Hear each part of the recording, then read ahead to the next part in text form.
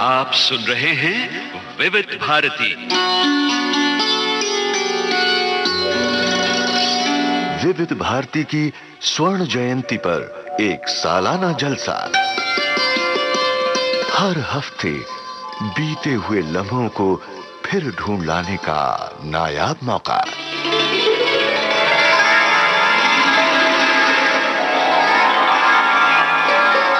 विशेष कार्यक्रम स्वर्ण स्मृति।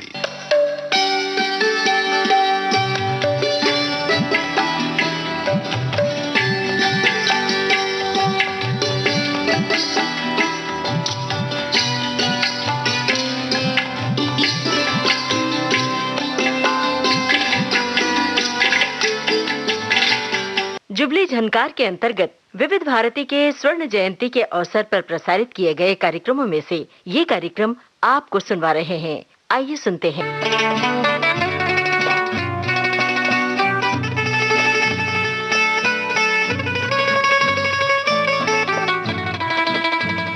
श्रोता मित्रों नमस्कार। विविध भारती प्रसारण सेवा के पहले शब्द हवा पर तिरते तिरते श्रोताओं तक पहुंचे 3 अक्टूबर 1957 के दिन।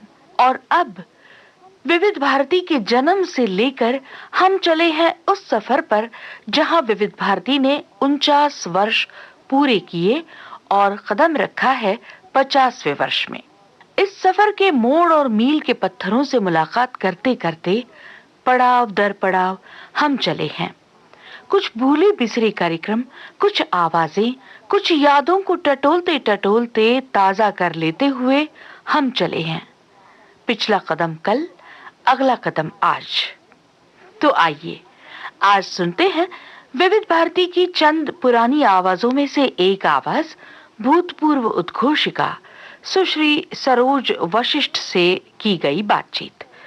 सरोज जी गणमान्य लेखिका हैं, लेकिन कैसे जुड़ी वे विविध भारती से? क्या है उनकी यादों में? कैसे रहे उनके विविध भारती के अनुभव? यही सब इस बातचीत में हम सुनेंगे। सरोज वशिष्ठ से हमने टेलीफोन पर बातचीत की, मुंबई से सीधे दिल्ली। सरोज जी नमस्ते।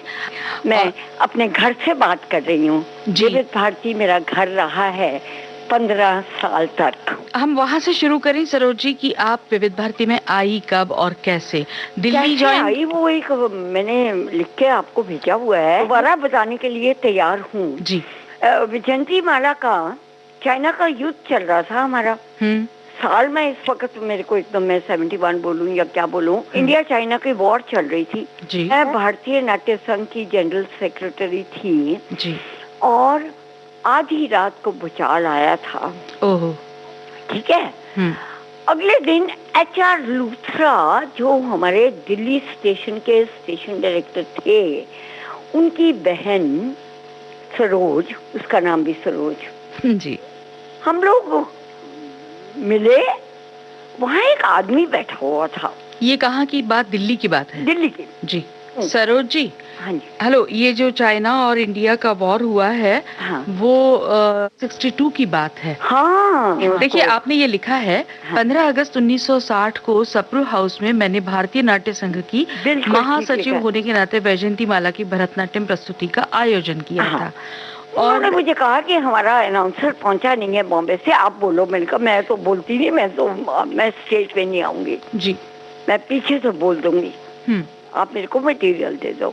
और अगले दिन मुझे बाय चांस HR लूथरा जो हमारे दिल्ली स्टेशन के ना सिर्फ स्टेशन डायरेक्टर थे, हमारे पारिवारिक संबंध थे जी, और उनकी बहन को मिलने गई। और ये बंदा वहाँ वेट कर रहा है अपनी लखनऊ से दिल्ली ट्रांसफर कराने के लिए।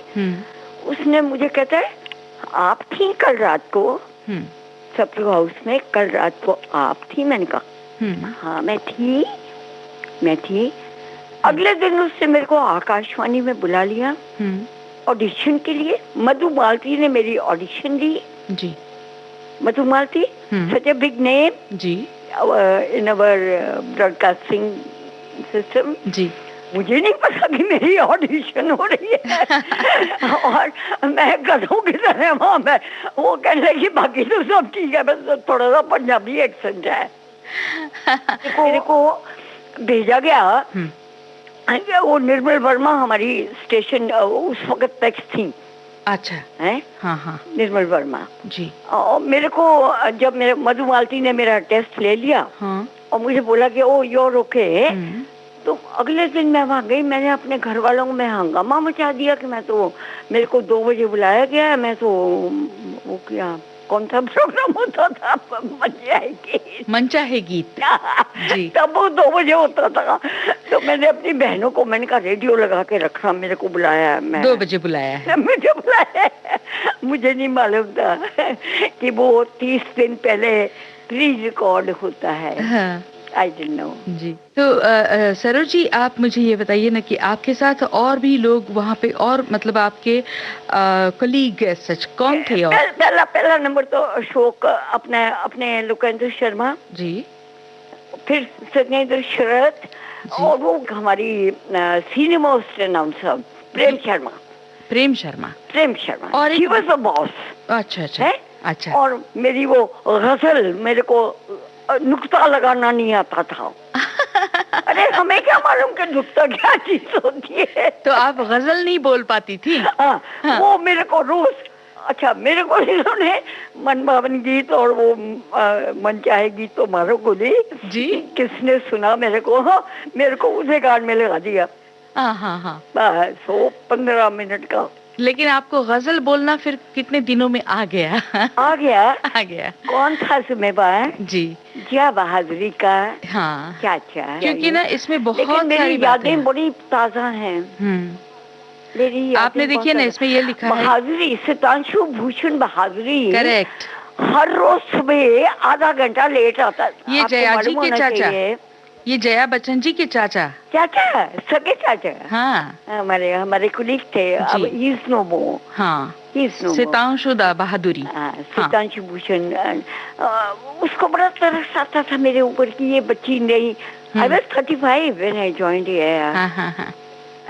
I joined AIR at the age of 35। और मेरा जो फाइनल सिलेक्शन हुआ, उसमें कौन थे? अमिताभ बच्चन के पिताजी। ओह जी। और you know we have done एक महीने के कॉन्ट्रैक्ट। लोकेंद्र बताएगा आपको ये सारी बातें। जी। शुरू में आपने ऐसे इस तरह से किया है। एक हमने 3 साल तक वीना शर्मा में महीनों के कॉन्ट्रैक्ट किए हमने।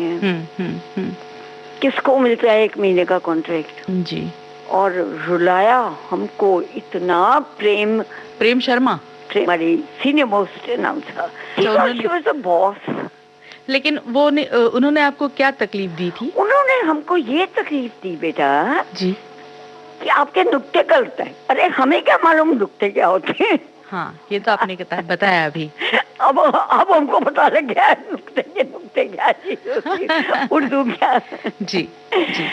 बेटा we had so much fun together। और ये जो आपके उस समय जो मशीन्स हुआ करते थे, हाँ जी, उनको आप कैसे हैंडल करना सीख गई? हमको सुबह 9 बजे मैं जी और मेरे साथ और फिक्स पक्के लोग थे वो, हम लोग सुबह 9 बजे रिपोर्ट करते थे जी, रिकॉर्डिंग करते थे। 30 सेंटर्स तब के मुझे याद है कि 30 विविध भारती के सेंटर थे जी। 2 महीने पहले रिकॉर्डिंग होती थी हमारी हर प्रोग्राम की, चाहे वो उदयगान है, चाहे वो इंद्रधनुष है, चाहे वो मनभावन गीत है, चाहे वो जयमाला है। आप 9 बजे पहुंचती थी, उसके बाद आप प्रोग्राम रिकॉर्ड करने के लिए रिहर्सल्स करती थी? ना कोई रिहर्सल नहीं। हमको बॉम्बे से आता था आपका स्क्रिप्ट जी, नरेंद्र शर्मा का लिखा होगा। हमको 2 महीने पहले स्क्रिप्ट आती थी बॉम्बे से जी, प्रिपेयर्ड बाय नरेंद्र शर्मा जी, जिसकी वजह से हमको 72 में बॉम्बे आना पड़ा। हाँ, लेकिन वो स्क्रिप्ट आप 2 महीने से जब हम लोग 2 महीने पहले वो रिकॉर्डिंग करते थे, वो 30 कॉपियां बनती थी और 30 स्टेशनों को जाती थी। तो ये था विविध भारती उस वक्त। तो आपको सिर्फ आपकी आवाज देनी होती थी? हमको सिर्फ वो स्क्रिप्ट पढ़ के हमको अनाउंसमेंट्स रिकॉर्ड करनी होती थी। अच्छा, पता है हमको वो नंबर याद हो गए सारे। We had to make a log book, हमको एक सबमिट करनी पड़ती थी कि हम रिकॉर्डिंग करके आए हैं। और वो रिकॉर्डिंग करके हम लोग वहाँ पर ड्यूटी ऑफिसर को सबमिट करते थे। हमको सारे नंबर रिकॉर्डिंग के एलपी जितने भी थे, सारे नंबर जुबानी याद थे, कौन गीतकार है, कौन वो संगीतकार है, कौन सिंगर है। We didn't have to check, हमको जुबानी याद हो गया था। जी, तो आप आगे ये बताइए ना मुझे कि ये जो दिल्ली में विविध भारती का केंद्र था, हाँ, वो कहाँ पर? वो मेन बिल्डिंग में था, जहाँ पर आज संसद मार्ग पर है। हाँ, हमको जब मैंने पहला ऑडिशन, जब मधुमालती ने मेरा पहला ऑडिशन दिया, हाँ, उसने मेरे को भेजा ऊपर यूनाइटेड नेशंस में। हाँ, उसने कहा कि go to so and so, whatever that person's name was. He's no more, I can't remember his name at the moment, sorry. जी. अब मेरे को भेजा गया ऊपर कि तुम वहाँ जाओ यूनाइटेड नेशंस के प्रोग्राम में तुमको। जब मैं वहाँ ऊपर गई तो उन्होंने मुझे ये कहा कि सॉरी बेटा, वो today is the last programme of United Nations. उन्होंने मुझे कहा कि पीछे जाओ, गेट नंबर 9, वहाँ पर विविध भारती के स्टूडियोज हैं, you go over there and you will get a casual contract. जी. Which I got. Because I had been passed by Madhumalti. ठीक है? जी. और वहाँ पर हमारे स्टूडियोज क्या थे? ड्यूटी ऑफिसर आजकल उमेश अग्निहोत्री और पुष्पा अग्निहोत्री, हम लोगों ने वहाँ पर क्या क्या हंगामे नहीं किया। हम 9 बजे रिपोर्ट करते थे, हमारी रिकॉर्डिंग 1 बजे तक चलती थी। अगली शिफ्ट 1 बजे के बाद 2 बजे शुरू होती थी। प्री रिकॉर्डेड प्रोग्राम्स होते थे आपके। जी, ये आपने मुझे बताया। पूरी Vividh Bharati pre recorded for 30 stations. और 11 बजे हमारी ब्रेक होती थी। एक इंसिडेंस आपने बहुत अच्छा लिखा है कि आपकी पैक्स ने आपको डबिंग स्टूडियो में बंद करके हिदायत दी थी कि इतनी चूड़ियां मत पहन कर आइए। हाँ, तो उसके बारे में बताइए। मेरी पैक्स जो बाद में डायरेक्टर जनरल टेलीविजन बन के रिटायर हुई, निर्मल वर्मा, उन्होंने मेरे को स्टूडियो में बंद करके बोला कि आप इतनी चूड़ियां पहन के मत आया करो। कितनी चूड़ियां पहनती? डिस्टर्ब हो जाते हैं। कितनी चूड़ियां पहनती थी? मैं 50 चूड़ियां पहनती हूँ और हर उंगली में 4-4 मुंदरियां पहनती हूँ। हाँ। और लोग ये समझते हैं कि मैं तांत्रिक हूँ। अच्छा, जो कि मैं नहीं हूँ। अच्छा, लेकिन रिकॉर्डिंग और ब्रॉडकास्ट के दौरान जब आप चूड़ियां इतनी पहनती थी, वहाँ से तो कॉल आती थी एक। हाँ, क्या? हाँ, वहाँ से एक टेलीफोन कॉल आती थी कि उनको बोल दो कि हमको पता लग गया कि वो आ गई हैं स्टूडियो में। फिर मैं अपनी चूड़ियां उतार के रख देती थी। तो आपका नाम, ताकि वो चूड़ियां एयर पे ना जाए। जी, तो आपका नामकरण भी किसी ने कर दिया था इन चूड़ियों को लेकर? मेरी एक ड्यूटी ऑफिसर थी जी, सुषमा आनंद है, सुषमा आनंद जी। उन्होंने मेरे को पहले दिन पकड़ा। हाँ? और 2 अलमारियों के अंदर बंद करके, हाँ, कॉरिडोर में, हाँ, मेरा नाम छुन छुन रखा। क्योंकि मेरा जो गुच्छा था वो दिल्ली में इकलौता एक ही गुच्छा था, चांदी का, चाबियों का जी। और वो क्या होता था कि जब सत्येंद्र शरत हवा महल में, और जब उनको छुन छुन चाहिए होती थी ना नाटकों में, हाँ, तो मुझे बुलाया जाता था।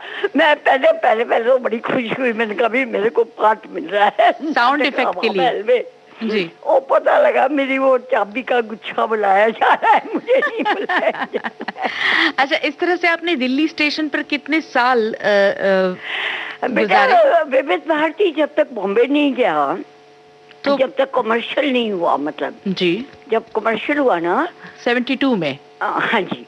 वो क्या हुआ कि वो मेरे father in law chief engineer Hirakud dam थे, और मीनू मसानी हमारे घर की एक फैमिली मेंबर थी जी।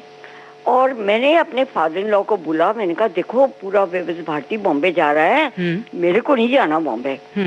तो मीनू मसानी ने मेरी transfer in Delhi from Vividh Bharati to commercial service you know what I am saying, हाँ हाँ, कमर्शियल सर्विस में करा दी जी। तो विविध भारती आप 13 साल थी, ऐसा आपने जिक्र किया है। तो कहीं किसी दिन आपका किसी के साथ ऐसा रूबरू मुलाकात हुई?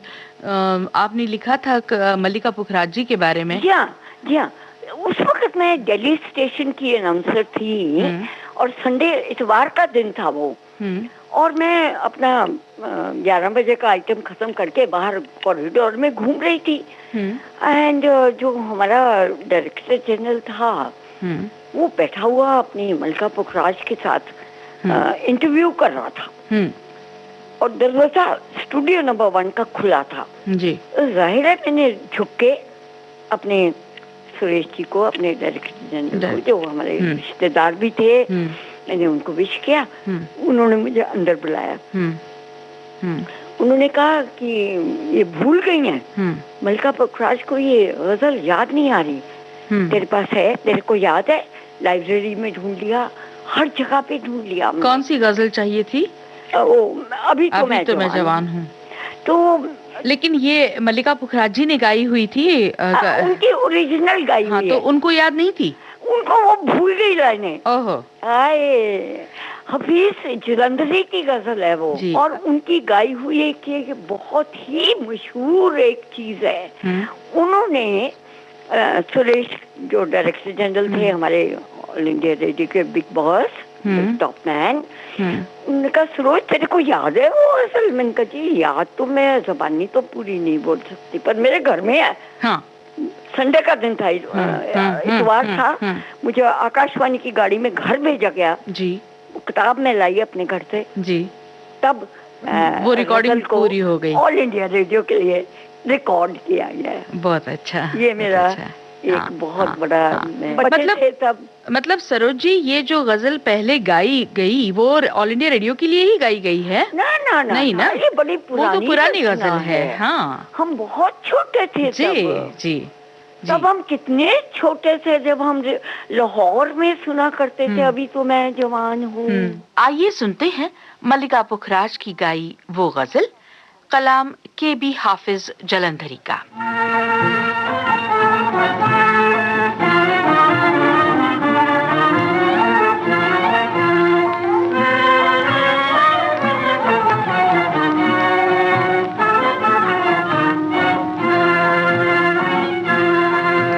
अभी तो मैं जवान हूँ, अभी तो मैं जवान हूँ, अभी तो मैं जवान हूँ। हवा भी खुशगवार है, गुलों पे भी निखार है, तरन्नुम में हजार है, बहार पुर बहार है। कहाँ चला है साकिया, इधर तो लौट, इधर तो आ, इधर तो लौट, इधर तो आ, इधर तो लौट, इधर तो आ।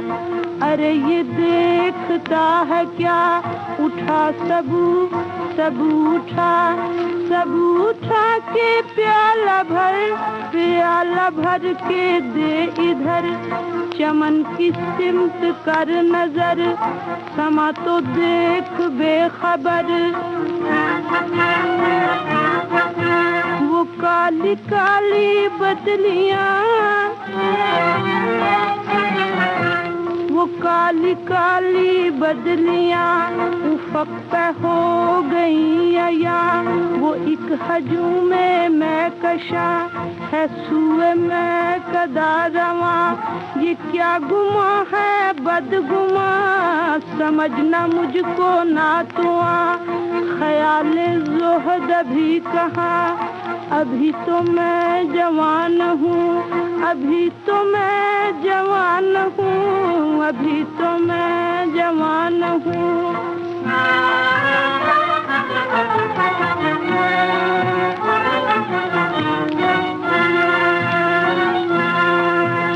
इबादतों का जिक्र है, निजात की भी फिक्र है, जनून है सवाब का, ख्याल है अजाब का।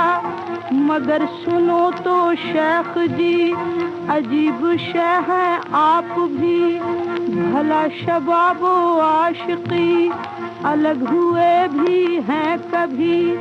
हसीन जलवा रेज हो अदाएं फितना खेज हो, हवाएं इत्र बेज हो तो शौक क्यों ना तेज हो। निगार हाय फितनागर, निगार हाय फितनागर, कोई इधर कोई उधर, कोई इधर कोई उधर, उभारते हैं ऐश पर तो क्या करे कोई बशर। चलो जी किस्सा मुख्तसर, तुम्हारा नुक्ता-ए नजर दुरुस्त है तो हो मगर अभी तो मैं जवान हूँ, अभी तो मैं जवान हूँ। और अब सरोज वशिष्ठ से बातचीत का सिलसिला जारी रखते हैं। और सरोज जी, स्टूडियो में आप के साथ कोई बड़ी मजेदार घटना हुई हो, कुछ हादसा हुआ हो? एक हो तो बताओ। हाँ, एक तो बताइए। एक हो तो बताओ। एक तो बताइए। हम लोगों ने क्या क्या मस्तियाँ नहीं करी हुई है विविध भारती के स्टूडियो में। रात के 11 बजे का लाइव आइटम मैं कर रही हूँ। हाँ। स्टूडियो में बैठे 2 बातें बताऊंगी। एक सिद्धेश्वरी देवी की जी, आप सुन के बहुत अभिभूत हो जाएंगी। जी जी। सिद्धेश्वरी देवी की एक बात जी, जी। एक मैं आइटम रात के 11 बजे खत्म करना है मुझे लाइव। मैं स्टूडियो में बैठी हुई हूँ और मैं क्या देखती हूँ, मेरी ऐनक गायब है। ऐनक गायब? हाँ। अरे बाप रे। क्या 1 घंटे का आइटम है ना। ओहो, हाँ। हम उठ के ड्यूटी रूम में भी जाएंगे, हम चाय भी पियेंगे, तो कहीं छूट गई भी, हम गप्पे भी मारेंगे। वो 1 घंटा तो वो गायक कर रहा है। हाँ। मेरे को क्या करना है वहाँ पे। हाँ। और मैं लौट के आई और मेरे को बिना ऐनक के आई कुडंट, मैं अपनी अनाउंसमेंट कैसे करूँ। हाँ। अगले दिन मैंने जाके स्टेशन डायरेक्टर ने उनको जाके शिकायत लगाई। मैंने कहा जी, लिख के दिया मैंने। हाँ। लिख के रिपोर्ट दी। उसमें मैंने ये लिखा कि ऑक्यूपेशनल हैजर्ड हो गया है। Occupational hazard. मैं ड्यूटी पर हूँ, मेरा स्टूडियो नंबर 1 में मेरी ऐनक पड़ी है और मैं वापस आती हूँ क्लोजिंग करने के लिए अनाउंसमेंट, और मेरी ऐनक चोरी हो चुकी है। अच्छा, ऐसे लिख दिया? ऐसा मैंने उनको लिख के दिया। हाँ। तो जो गार्ड है बाहर उनको पकड़ा जाए, गार्ड्स को पकड़ा जाए, उनसे पूछा जाए किसने ऐनक चुराई। डू यू नो बरुआ साहब ने मुझे क्या कहा? उन्होंने मुझे ये कहा कि देखो, ये गार्ड्स की ड्यूटी नहीं है कि तुम्हारी ऐनक की रक्षा करें, ये तुम्हारी ड्यूटी है। हाँ। मैं जाता हूँ अपना, मैं स्टेशन डायरेक्टर हूँ यहाँ का, मैं यहाँ से उठ के बाहर जाता हूँ, मैं अपने ड्रॉर को ताला लगा के जाता हूँ। सही बात। कि मेरी कोई पेंसिल, कोई पेन, कोई ऐनक चोरी ना। जी जी, बहुत सही। लेकिन बगैर ऐनक के आपने अनाउंसमेंट दे डाली या गलत दी? देनी पड़ी। मैं क्लोजिंग नहीं करूँगी तो न्यूज कैसे शुरू होगी, ये बताओ मुझे। जी। अच्छा सरोज जी, सिद्धेश्वरी देवी जी की बात, सिद्धेश्वरी देवी की बात सुनाती हूँ मैं आपको जी। लाइव आइटम ये विविध भारती में ही ना? हाँ जी, विविध भारती में ही ना? हाँ जी, हमारी रिकॉर्डिंग हो रही है। हाँ। हम लोग उनको आगे के लिए रिकॉर्ड कर रहे थे ना जी। हाँ। ओ जी, मैं अनाउंसर ऑन ड्यूटी और उनको अगली लाइन भूल गई। मैं यहाँ बूथ में बैठी हूँ, वो स्टूडियो में बैठी हैं। गा रही होंगी? गा रही लाइव रिकॉर्डिंग हो रही। हाँ। अच्छा। लाइव रिकॉर्डिंग में वो अगली लाइन भूल गई। अच्छा, मैं बूथ में बैठी हूँ। हाँ। ये तो मेरा काम नहीं है कि मैं उनको अगली लाइन बताऊं। हाँ। इतनी बड़ी गायिका हमारे हिंदुस्तान की सिद्धेश्वरी देवी जी, तो उन्होंने क्या किया, वो जो तबल जी और वो थे ना, उनमें से एक के कान में वो पूछ रही हैं कि ऐसे ऐसे इशारा करके पूछ रही है कि मैं क्या करूँ, मैं तो फंस गई। हाँ। और मेरे को पता लग गया है कि वो लाइन भूल गई है। एंड आई डिडंट नो, मैं अंदर जाके उनको नहीं बता सकती थी। आई डिडंट नो कि अगली लाइन क्या है। आपको नहीं मालूम थी? How do I know? सही बात है। क्लासिकल शास्त्रीय संगीत अपना ठुमरी गा रही थी। तो वो जो तबलची था ना, उसने उनके कान में उनको बता दिया। हाँ कि जी शुरू हो गई वो। हाँ, सिद्धेश्वरी देवी की गाई ठुमरी क्यों ना हम भी थोड़ी देर सुन ले।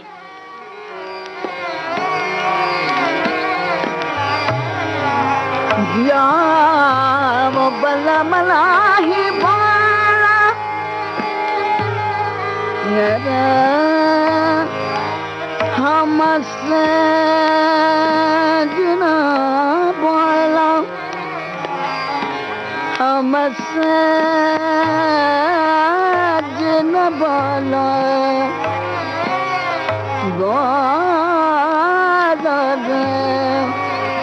हमसे जना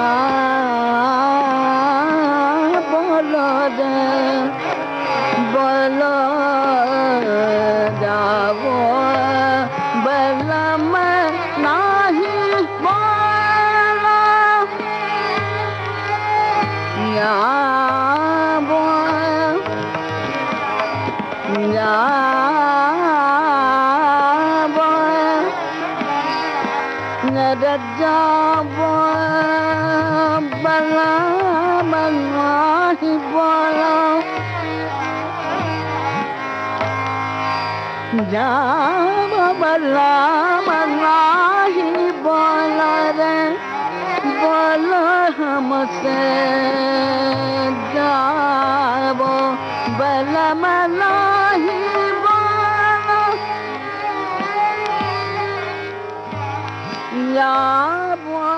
स्वर्ण स्मृति कार्यक्रम की कड़ी में आज आप सुन रहे थे विविध भारती की उन पुरानी आवाजों में से एक आवाज जो 80 साल की होकर कैसे खनखनाती है। ये थी बातचीत सरोज वशिष्ठ से।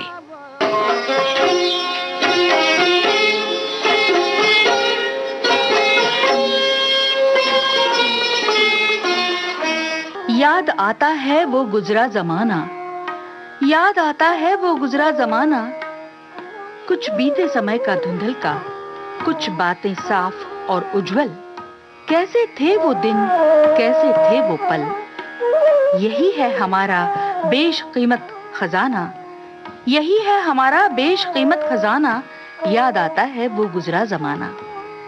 यादों का चमन गुलजार, यादों का चमन गुलजार, फूल पत्ते हैं सदा बहार, चुन चुन के लाए हैं हम पिरोने के लिए एक हार, चुन चुन के लाए हैं हम पिरोने के लिए एक हार, ये विविध भारती का है अफसाना, ये विविध भारती का है अफसाना, याद आता है वो गुजरा जमाना।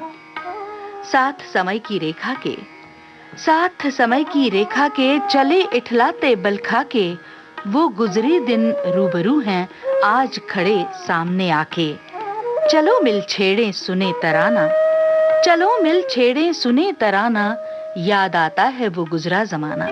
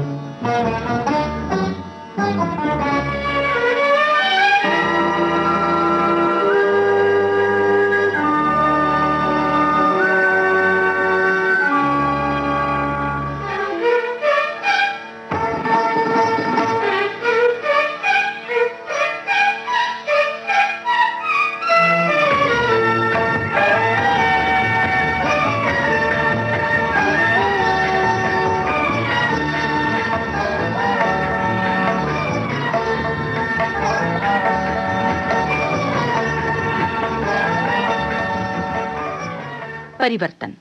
ये थी वाद्य वृंद रचना M.Y. कामा शास्त्री की और इसका संचालन भी उन्हीं के द्वारा किया गया था। विविध भारती से इसका प्रसारण हुआ था 24 मई 1963 को। श्रोता मित्रों, जैसा हमने आपको बताया कि विविध भारती से बच्चों के लिए भी कार्यक्रम प्रसारित हुआ करते थे। आज उन्हीं में से एक नाटक चुन लाए हैं। राजस्थानी लोक कथा पर आधारित इस नाटक का शीर्षक है भायला जी म्हाने भी खिलाओ। लेखिका माधुरी सर्वदानंद। आकाशवाणी जयपुर केंद्र की ये भेंट। विविध भारती से इस नाटक का प्रसारण हुआ 22 दिसंबर 1966 को।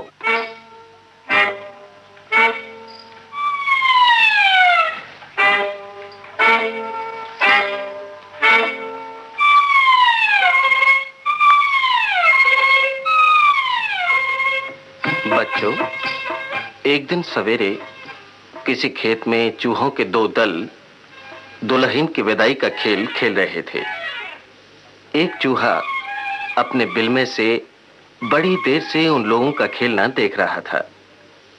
उसकी भी इन लोगों के साथ खेलने की इच्छा हुई और बिल से निकलकर इन लोगों के पास आकर बोला, भाईला जी, माने भी खिलाओ। नहीं नहीं, हम तुम्हें नहीं खिलाएंगे। इतनी लंबी तो तुम्हारी पूंछ है, तुम्हें देखकर तो दुल्हन डर जाएगी। तुम्हारे साथ वो नहीं जाएगी। तुम कैसे खेलोगे? भाग जाओ यहाँ से। हम लोगों का खेल मत बिगाड़ो। मित्रों, मैं तो तुम लोगों के साथ खेलना चाहता हूँ, खेल बिगाड़ कर रहा हूँ। तुम्हें बड़ी बड़बड़ कर बातें करनी आती हैं। एक बार कह दिया ना कि भाग जाओ। चूहे ने जब देखा कि ये लोग मुझे अपने साथ नहीं खिलाएंगे तो पहले तो वो बड़ा उदास हुआ, लेकिन बच्चों फिर हिम्मत कर वो दल के एक तरफ के सरदार के पास गया और उनसे नम्र स्वर में बोला, भाईला जी, ओ भाईला जी, माने भी खिलाओ। अरे भाई, तुम्हारी पूंछ तो बहुत लंबी है, तुम हम लोगों के साथ कैसे खेलोगे? जाओ अपनी पूंछ थोड़ी सी कटवा कर आओ। हाँ, जल्दी आना, नहीं तो खेल खत्म हो जाएगा।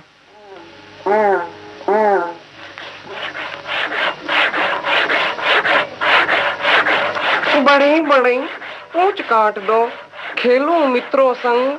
अरे भाई चूहे, ये क्या कह रहे हो? तुम्हारा दिमाग तो कहीं खराब नहीं हो गया? आज तक तो किसी जानवर ने कहकर अपनी पूंछ कटवाई नहीं। हाँ ठीक है, मुझे क्या, जब तुम जबरदस्ती पर ही आमादा हो तो मैं काटे देता हूँ, मेरा क्या बिगड़ता है। लाओ, ये लो भाई, कट गई अब तुम्हारी पूंछ, और ये लो अपनी कटी हुई दुम। लो, मैं पूंछ कटवा कर आ गया, अब तो मुझे खिलाओ। अरे ये क्या है? अरे अरे, इसकी पूंछ पर तो पट्टी बंधी है, और ये देखो खून भी तो टपक रहा है। भाइयों, तुम ही लोगों के कहने से तो मैंने अपनी पूंछ कटवाई है, और अब भी नहीं खिलाओगे? अरे देखो तो, सारी जमीन खून से लाल हो रही है। अब तो भाई जल्दी से जाकर तुम अपनी पूंछ फिर से जुड़वाओ, तब शायद हम तुमको अपने साथ खेलने देंगे। अच्छा भाई, जाता हूँ। बड़े भाई, ओ बड़े भाई, अरे मेरी पूंछ जरा जल्दी से जोड़ दो। मेरे मित्र कहते हैं कि अब पूंछ जुड़वा कर आओ, तब अपने साथ खिलाएंगे। ओहो, देखो भाई चूहे भाई, एक दफे तुम्हारे कहने से पूंछ काट दी, जोड़ मैं नहीं सकता। मैं कोई ताकतवर हूँ? जाओ जाओ, भाग जाओ यहाँ से। तुम एक बार कोशिश करके तो देखो, जरूर जुड़ जाएगी। मुझे उन लोगों के साथ खेलने की बड़ी इच्छा है। ओ, इच्छा है? एक बार कह दिया ना, सुनाई नहीं देता है क्या? बताऊं तुझे? अरे इतना नाराज क्यों हो रहे हो बड़े भाई? मैं तो तुमसे केवल पूंछ जोड़ने को ही कह रहा हूँ। अरे भाई, बढ़ई भी कहीं पूंछ जोड़ सकता है? ये कोई लकड़ी की चीज है क्या कि कील कटिया ठोक दी और जोड़ दी? चूहे को बढ़ई की बात कुछ समझ में नहीं आई। वो कुछ बोला तो नहीं, लेकिन गुस्से में लपक कर उसकी आरी उठा ली और भाग गया। आगे बढ़ा तो खेत में उसे एक औरत हाथ से घास काटती दिखाई पड़ी। वो उसके समीप पहुंचा और बोला,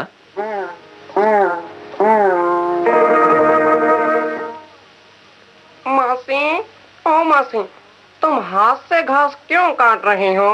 काई करूं बेटा, मारे कने हसिया है कोने ई वास्ते हाथ से ही काटवा लगी।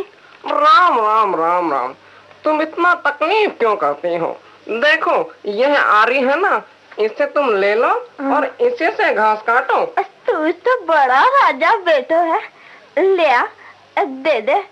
मैं जल्दी जल्दी घास काटूं और जाकर बेचाऊं, नहीं तो शाम हो जाएगी और बाजार बंद हो जाएगा।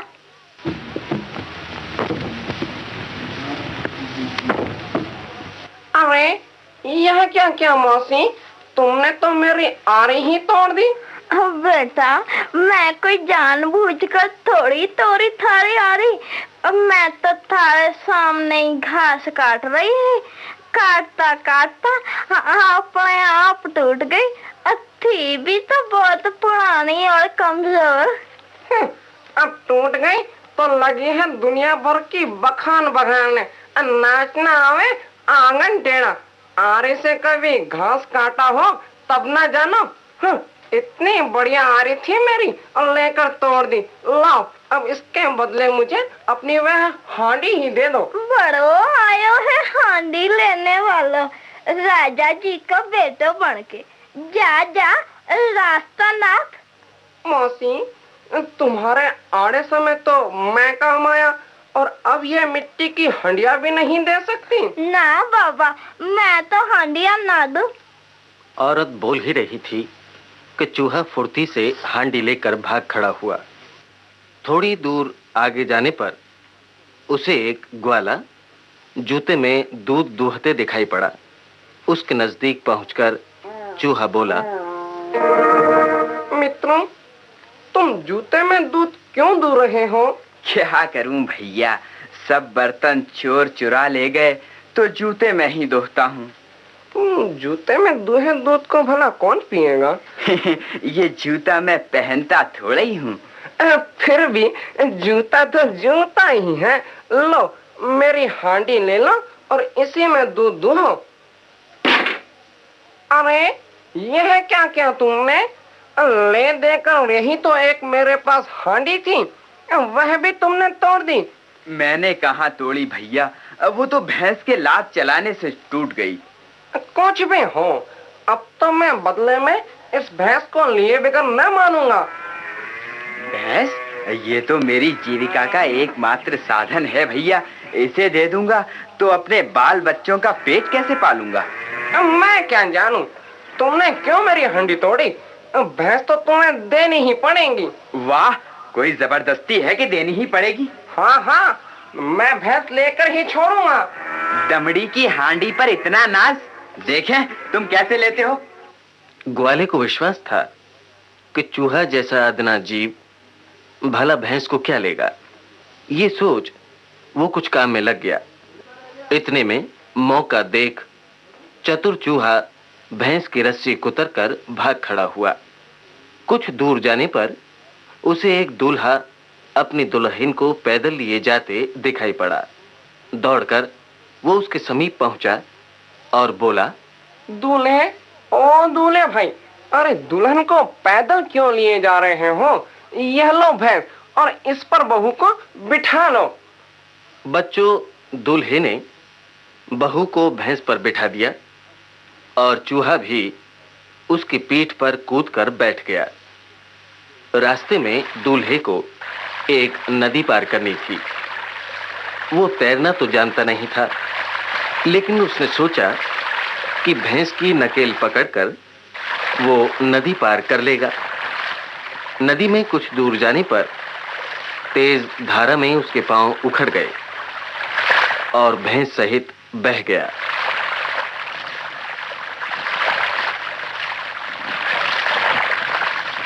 दुल्हन तैर न जानती थी। वो तैरकर किनारे आ लगी। उसके साथ ही चूहा भी उसके पीठ पर बैठा बैठा इस पार आ लगा और दुल्हन को लेकर अपने घर पहुंचा और माँ से बोला, माँ, ओ माँ, देख तेरा बेटा तेरे लिए कितनी सुंदर बहू लाया है।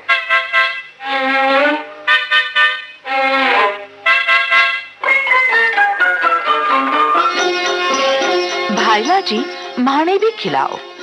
ये था बाल नाटक राजस्थानी लोक कथा पर आधारित, लेखिका माधुरी सरबतानंद। और अब ये कविताएं, कविवर गिरजा कुमार माथुर की 2 कविताएं आज सुनते हैं। पहली कविता सुना रहा हूं आपको। ये साधारण जन का एक वक्तव्य है और इसका शीर्षक है बौनों की दुनिया। हम सब बौने हैं,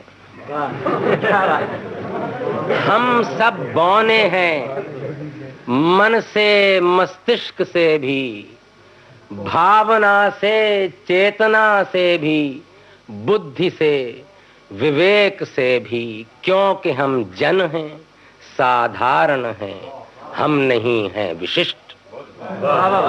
हम सब बौने हैं, हम सब बौने हैं, मन से मस्तिष्क से भी, भावना से चेतना से भी, बुद्धि से विवेक से भी, क्योंकि हम जन हैं, साधारण हैं, हम नहीं हैं विशिष्ट। क्योंकि हर जमाना हमें चाहता है बौने रहें, वरना मिलेंगे कहाँ वक्ता को श्रोता, बुद्धिजनों को पाठक, आंदोलनों को भीड़। वरना मिलेंगे कहाँ वक्ता को श्रोता, बुद्धिजनों को पाठक, आंदोलनों को भीड़, धर्मों को भक्त, संप्रदायों को मतिमंद। धर्मों को भक्त, संप्रदायों को मतिमंद, राज्यों को क्लर्क, कारखानों को मजदूर, तोपों को भोजन, पार्टी बॉसों को यसमैन। तोपों को भोजन, पार्टी बॉसों को यसमैन, राजाओं को गुलाम, डिक्टेटरों को अंधे, मतवादों को बुद्धू, यूथवादों को सांचे ढले आदमी।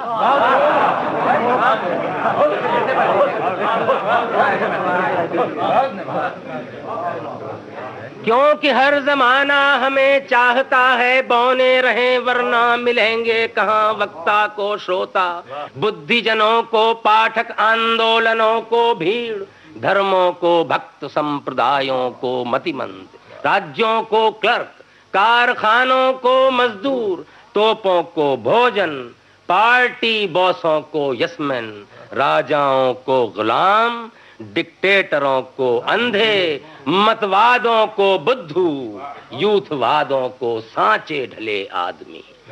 हम सब इन्हीं के लिए युग युग से जीते, हम सब इन्हीं के लिए युग युग से जीते हैं, कृत दास हैं हम, इतिहास वसन सीते हैं, इतिहास उनका है, हम सब तो स्याही।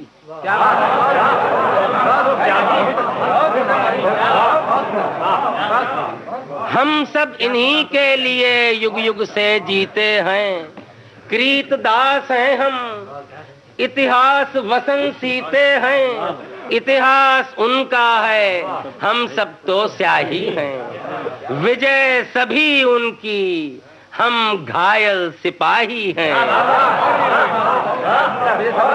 विजय सभी उनकी, हम घायल सिपाही हैं। हमको हमेशा ही घायल भी रहना, सिपाही भी रहना। हमको हमेशा ही घायल भी रहना, सिपाही भी रहना है। दैत्यों के काम निभा, बौने ही रहना।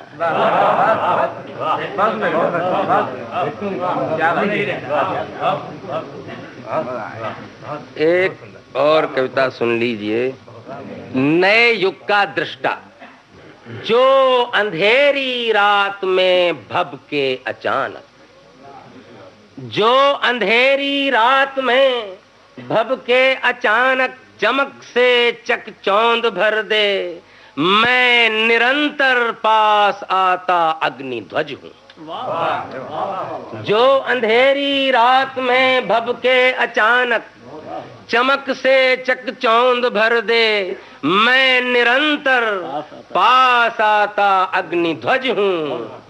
कड़कड़ाए रीढ़ कायर रूढ़ियों की, कड़कड़ाए रीढ़ कायर रूढ़ियों की, झुर्रियां कांपे घुनी अनुभूतियों की, उस नई आवाज की उठती गरज हूँ।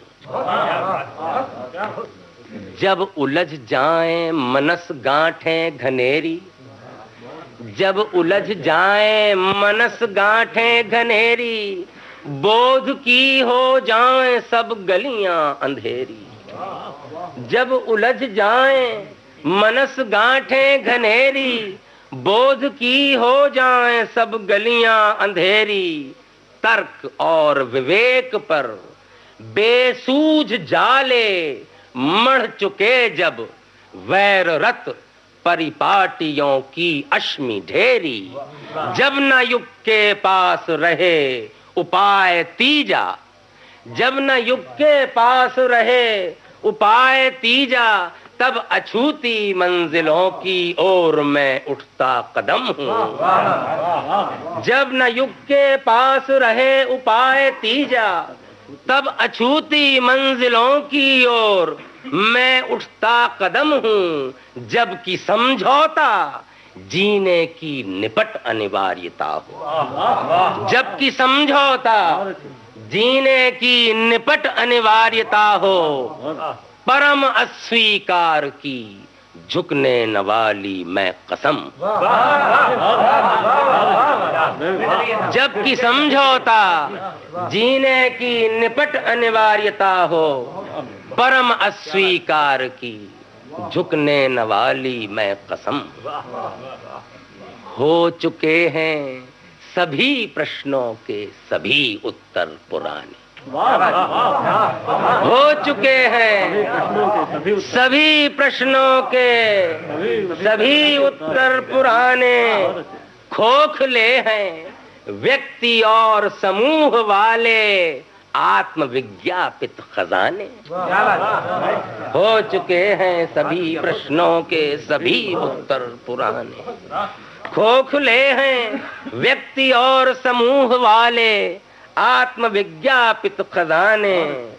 पड़ गए झूठे समन्वय, रह न सका तटस्थ कोई। वे सुरक्षा की नकाबें मार्ग मध्यम के बहाने। वे सुरक्षा की नकाबें मार्ग मध्यम के बहाने। हूँ प्रताड़ित क्योंकि प्रश्नों के नए उत्तर दिए हैं। हूँ प्रताड़ित क्योंकि प्रश्नों के नए उत्तर दिए हैं। है चरम अपराध क्यों मैं लीक से इतना अलग हूँ। प्रताड़ित क्योंकि प्रश्नों के नए उत्तर दिए हैं। है चरम अपराध क्यों मैं लीक से इतना अलग। अंतिम है, थी छिपाई असलियत, थी छिपाई असलियत सदियों पकाए मुलम्मों से। थी छिपाई असलियत सदियों पकाए मुलम्मों से। सत्य की सी शक्ल वाले अर्ध सत्यों के भ्रमों से।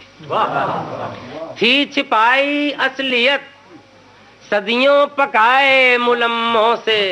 सत्य की सी शक्ल वाले अर्ध सत्यों के भ्रमों से। थे सभी ईमान नकली, थे सभी ईमान नकली। यूं हुई प्रभुता जरूरी। गल न जाए हजार चेहरे था यही डर पीढ़ियों से। क्या करूं, क्या करूं उपलब्धि की जो सहज तीखी आंच मुझ में। क्या करूं उपलब्धि की जो सहज तीखी आंच मुझ में। क्या करूं जो शंभु धनु टूटा तुम्हारा, तोड़ने को मैं विवश हूं। कविवर गिरिजा कुमार माथुर की 2 कविताएं हमने सुनी। ये आकाशवाणी लखनऊ केंद्र की भेंट। विविध भारती से इन कविताओं का प्रसारण हुआ था 4 अक्टूबर 1960 को।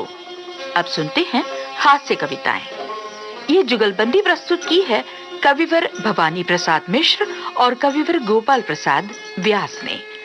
आकाशवाणी दिल्ली केंद्र की ये भेंट विविध भारती से इन हास्य कविताओं का प्रसारण हुआ था 11 अगस्त 1969 को। पहले तो मैं आपको नमस्कार करूं।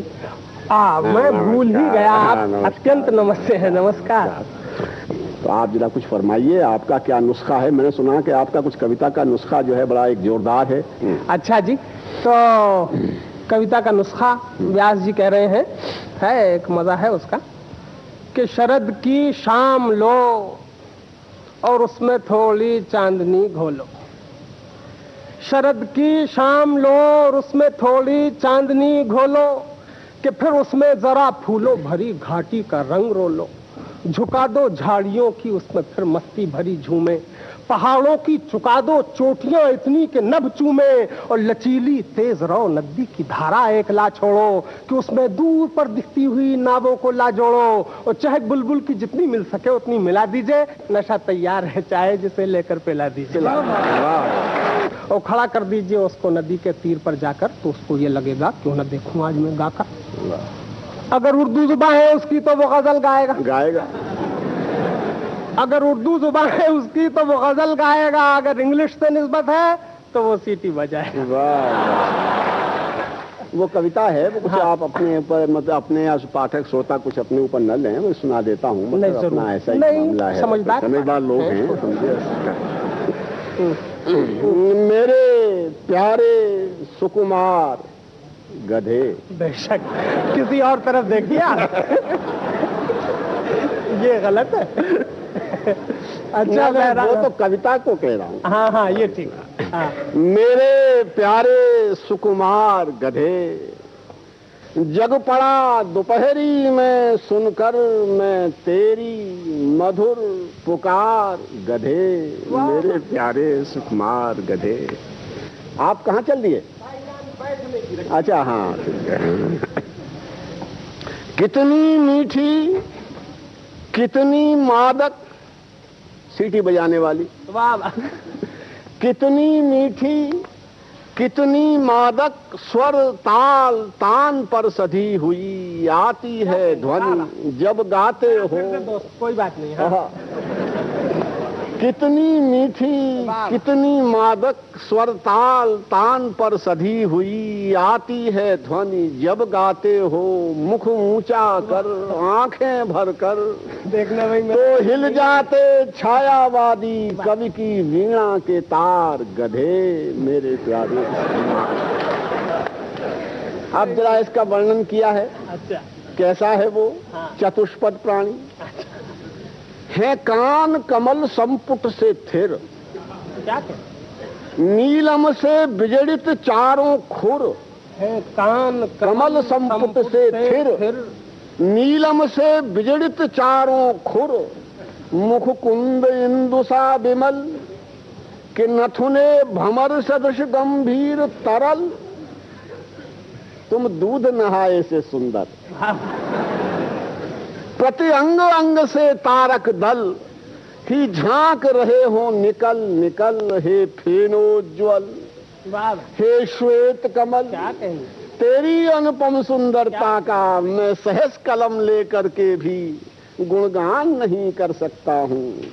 फिर सीटी बजाने वाले, तेरे रूप सरोवर की मैं कैसे पाऊं पार गधे। मेरे प्यारे सुकुमार गधे। तो मुझे लगता है कि मैं भी जानवर प्रधान हो जाऊं। कि धरती है खाट और आदमी है खटमल। ठीक, धरती है खाट और आदमी है खटमल। काफी विचित्र बात सूझी है शायद कहेंगे आप, लेकिन ये जानी और बूझी है। खटमल पना ही तो पूंजी है, और अगर पूंजी नहीं आदमी के पास तो अंग्रेजी कहावत के मुताबिक वो आदमी नहीं, आदमी का उपहास। धरती पर आया कोई खटमल, सचेत हुआ। धरती पर आया कोई खटमल सचेत हुआ, और जहां आगंतुक किंचित अचेत हुआ, शोषण शुरू। शाबाश गुरु। धरती भी, खाट भी प्रतीक है, खटमल भी प्रतीक है, तो भी ये ठीक है। आदमी की लीक है जैसे बने चूसना, बिना एक कन दिए जैसे बने मूसना। खटमल के पीछे लोग खाट छोड़ देते, खटमल के पीछे लोग खाट छोड़ देते हैं। ये भी एक ढंग है, खासकर वहां जहां खाट और खटमल का नित्य साथ संग है। धरती मगर खाट तो नहीं कि चले जाएं और कहीं, धरती मगर खाट तो नहीं कि चले जाएं और कहीं। चंद्रमा में मंगल में जाने के दिन जब आएंगे, तो आदमी से पहले खटमल वहां जाए।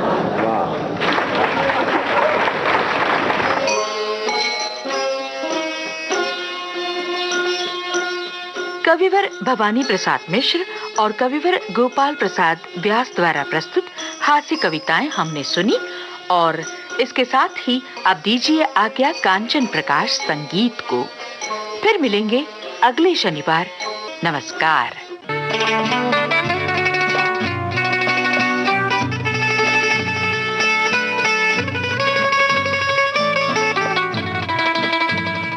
विविध भारती की स्वर्ण जयंती के उपलक्ष्य में इन दिनों आप सुन रहे हैं हमारा विशेष कार्यक्रम स्वर्ण स्मृति। प्रस्तुति कांचन प्रकाश संगीत। स्वर्ण स्मृतियों का ये सिलसिला आज यहीं तक।